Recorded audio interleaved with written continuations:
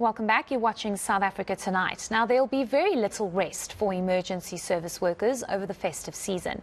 They've already had to respond to 100 stabbings in Gauteng in just one night. The Gauteng Emergency Services says they've seen an influx in assault cases.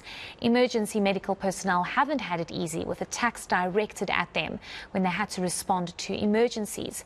Let's speak to Gauteng EMS Communications Deputy Director, JP von Benecke, who will give us an idea of the trends this festive season so far. Thank you so much for your time, JP. We do appreciate it.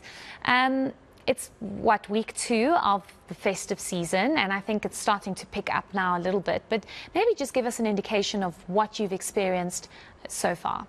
Yeah, so good evening, Heidi, and to your viewers.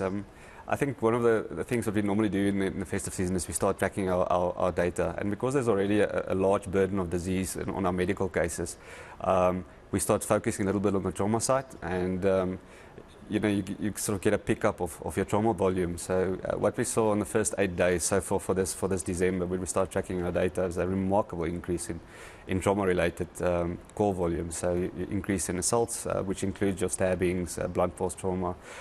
There's an increase in gunshot trauma.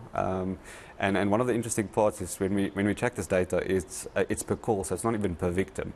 And it's actually it's almost scary for me as a paramedic, or even as a manager at Gauteng Emergency Medical Services. But you almost feel like the moment you put your foot out the door, especially during the festive season, your life is at risk. So it's busy.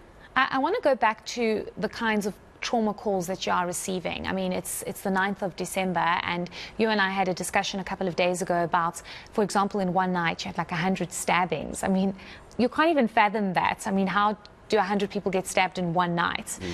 There was another case where somebody was shot multiple times. Maybe just speak to us about what kind